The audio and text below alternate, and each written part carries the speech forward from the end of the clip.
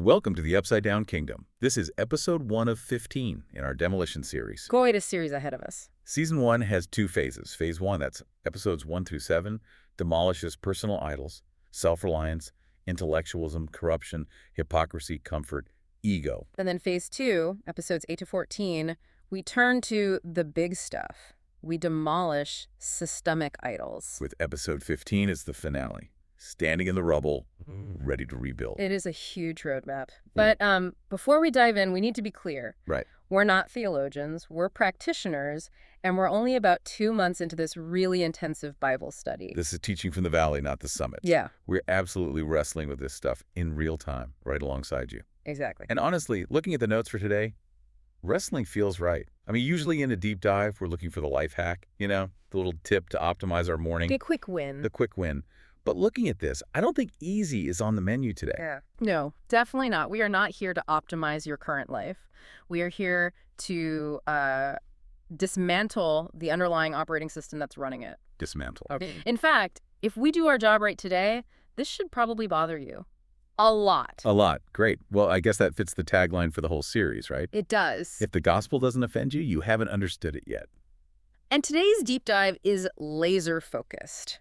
It's designed to offend one very specific type of person. Who's that? The high achiever, the Wow. strategist, the person who, lives and dies by their Google Calendar, their OKRs, their Q4 goals. So me, and probably 90% of the people listening. Exactly. We like information because it gives us leverage, control. Yeah. So let's get into it.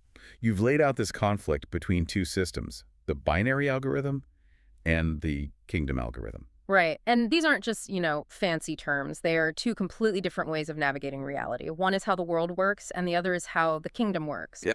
I have to admit, reading the notes on the binary algorithm, I felt a little called out, but also defensive, because it describes my entire professional life. It's how I run my house. And that's the expected reaction, because the binary algorithm is the water we all swim in. So let's define it. The sources are pretty simple here.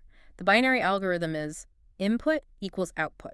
Cause and effect. Exactly. It's Newtonian physics for the soul. If I work hard, I get results. If I strategize well, the business grows.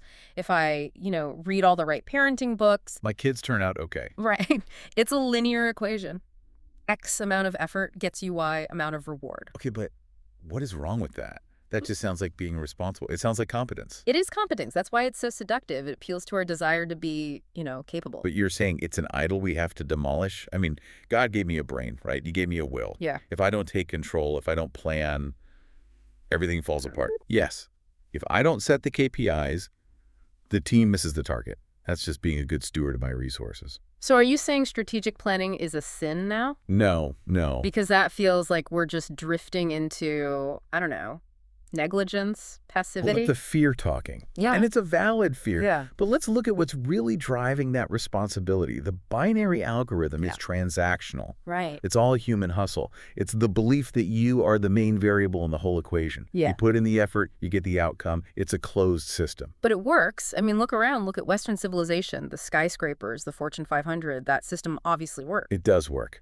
That's the trap. The sources point out that this algorithm produces natural yields. Historically, in agriculture, which is the main metaphor in the text we're looking at, a good harvest was, what, a 10x to 20x return? Okay. You plant 1 bushel, you get 20 back. That's a great year, a solid ROI. Right. I'd take a 20x return. Of course. You can grind and hustle and strategize, and you can get that 10x or 20x. You can build a successful company. You can build a good life. Get the nice house. The funded 401k. So if I can build a good life with it, why on earth do we need to demolish it? Why fix what isn't broken? If I can get a 20x return on my own steam, why do I need a new algorithm? Because the final outcome of the binary algorithm, according to this deep dive, is empire or death. Empire or death? That Oh. sounds a bit dramatic for my morning commute. Is it, though? Think about the psychology of it.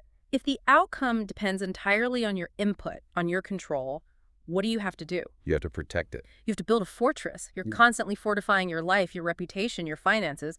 You build the empire to keep yourself safe. Sure, you want security. But what happens the second you stop grinding? Well, things start to slip. The momentum dies. Exactly. In a binary system, if input stops, output stops. The moment you lose control, you get sick, the market shifts. It feels like death.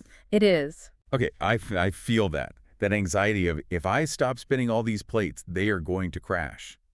I check emails at 11 p.m., not because it's an emergency, but because I just need to know the wall is still standing. It feels like a death sentence to my business to let go. And that feeling, that anxiety in your chest, that is the proof you are running on the binary algorithm. It's a fortress of self. And here is where it gets really offensive. Oh, here we go. The sources argue that this fortress, this responsibility you're clinging to, it's actually a fortress built against God. Whoa, hold on. Against God. I'm doing it for God. I'm trying to be a good steward, using the talents he gave me to honor him. Are you just securing your own outcomes so that you don't need to trust him? Oof. The binary mind says, I will secure the perimeter so I don't have to rely on a miracle. That's singings. It masquerades as service, but really it's functional atheism. It's self-reliance in a church suit. You build a wall to keep out chaos, but you're actually walling out the need for God's intervention. You become the God of your own results. I will secure the perimeter so I don't have to rely on a miracle. That hits home. Because miracles aren't predictable. Strategy is. I can put strategy in a spreadsheet. Exactly. We all want the formula. So Yeah. if my hustle, my strategy, is just me building a wall against chaos and keeping God out, what's the alternative? I can't just do nothing? I can't sit on the couch and wait for a paycheck to just appear? Yeah. That's delusion. No, you don't do nothing. You switch algorithms. We have to pivot. Let's go to the primary text for today, Mark 4, verses 26 to 29. Okay, got it. The kingdom algorithm. And the notes say we have to look at this verbatim. The exact words matter. Okay. Read it out. The kingdom of God is as if a man should scatter seed on the ground and should sleep by night and rise by day, and the seed should sprout and grow. He himself does not know how. For the earth yields crops by itself. Automatos. That last word, that's the key, automatos. Automatos. Yeah, it's pronounced automatos. It's where we get our words automatic and automation. Okay, so automatic. The earth yields crops automatically. By itself, without human intervention. Look at the text. The man scatters the seed. Then what does he do? He sleeps. Sleep by night and rise by day. He sleeps. He doesn't engineer the growth. He doesn't sit there with a spreadsheet trying to strategize the cellular division of the plant. The text is explicit. He himself does not know how. See, that's the part that just sends my anxiety through the roof. He does not know how. If a CEO says profits are up 50% and the board asks how, and he says, I don't know, it's sleeping, He gets fired. he gets fired. He gets called irresponsible, sued for negligence, Called a fool. a total fool. Yes. And that's the conflict. The binary mind needs to know how so it can control and replicate the outcome. The kingdom mind plants the seed and then surrenders the outcome. But is that just passivity? Is this just, Jesus, take the wheel while I take a nap? Because that sounds like a great recipe for bankruptcy. No. It is not passivity. It is surrender. There's a huge difference. Passivity is laziness. It's not even planting the seed. Surrender is an active choice to trust a power greater than yourself after you've done your part. Okay. The binary mind says, I must make it grow. The kingdom mind says, I plant and God gives the increase. So my job is just the planting part. Your job is faithfulness in the sowing.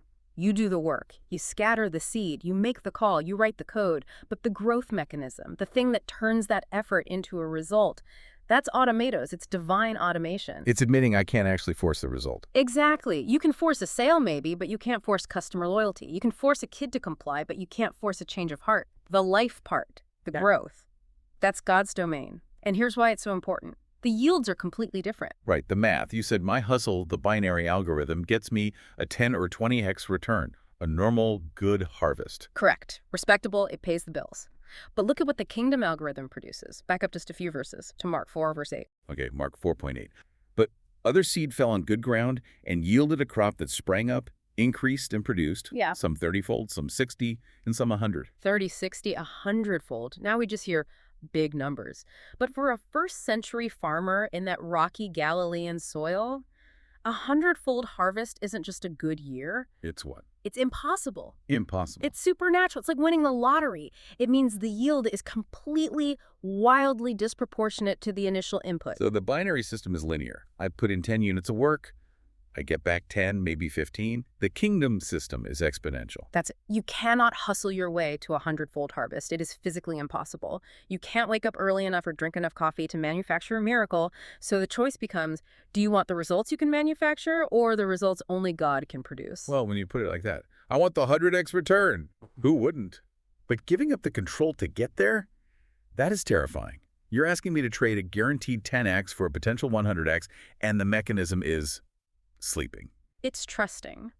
The sleep isn't about being lazy. It represents the absence of anxiety, the belief that the automatos power is working even when you aren't, that the universe doesn't fall apart when you close your eyes. I want that.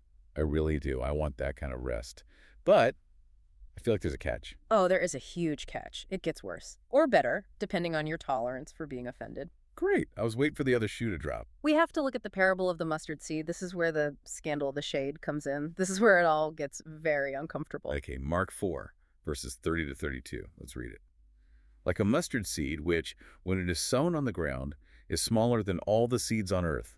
But when it is sown, it grows up and becomes greater than all herbs and shoots out large branches so that the birds of the air may nest under its shade. So you have this prophetic inversion. Smallest seed becomes the greatest herb. The kingdom doesn't follow our world's metrics. It starts invisible, it becomes undeniable. But, did you catch that last detail? The birds. Yeah, the birds of the air may nest under its shade. It sounds nice, like a little Disney movie. Birds singing. Hospitable. It sounds nice to us because we've totally domesticated that image. We picture a cute little sparrow. But to a first-century Jew who knew their scriptures, this was shocking, almost blasphemous. Why? What's wrong with birds? Let's just follow the breadcrumbs in the text. In this same chapter, Mark 4, verses 4 and 15. What do the birds do?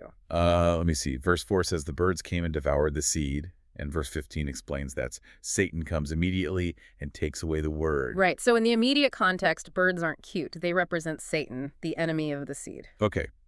Definitely not a Disney movie. Now go to Ephesians 2:2.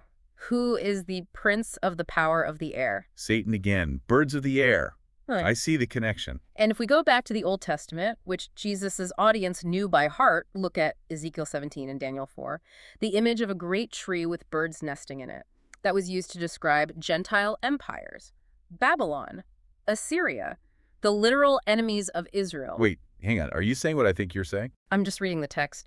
Jesus is deliberately using Old Testament imagery to completely shock his listeners. So, the kingdom starts small, grows huge, and then it provides shade and shelter for Satan.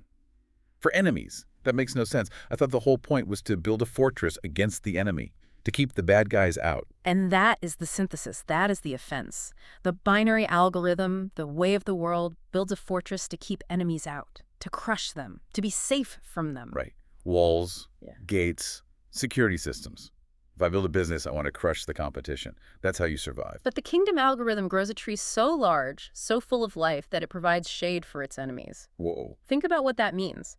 A tree doesn't fight the birds. It doesn't build a wall against them. It grows so abundant with so much automatos life flowing through it that even the things that want to devour it end up resting in its shade.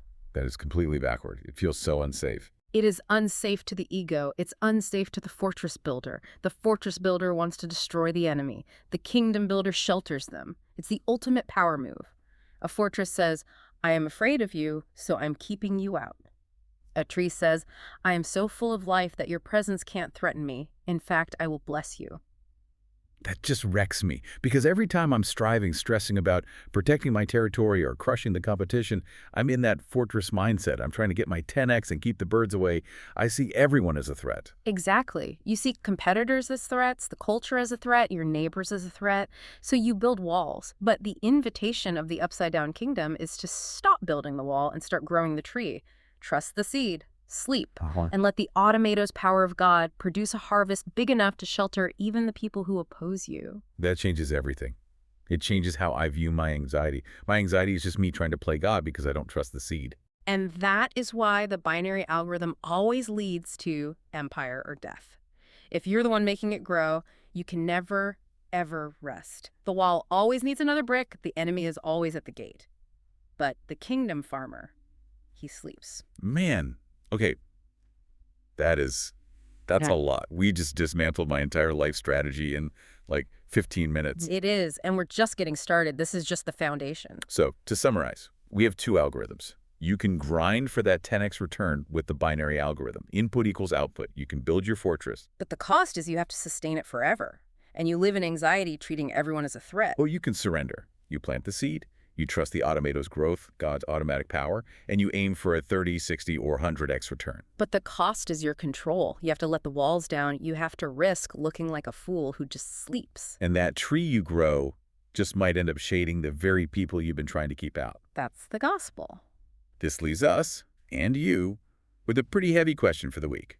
Are you building a wall or growing a tree? Grinding for 10x or surrendering for 100x? Who rests in your shade? That's the question. Who rests in your shade? Because if the answer is nobody, or only people who look and think just like me, you might be building a fortress. And fortresses eventually crumble, trees just keep growing. Well, we did warn you this was a demolition series. And we are only on episode 1. Right. Over the next 6 episodes in Phase 1, we're demolishing intellectualism, hidden corruption, hypocrisy, comfort addiction, and ego as calling. Then Phase 2. We demolish the systems the Western Church has built. By episode 15, you'll be standing in rubble ready to rebuild. It's going to get much messier before it gets cleaner. Absolutely. Join us for the next deep dive. Yeah. Next episode, the death sentence you need. See you then.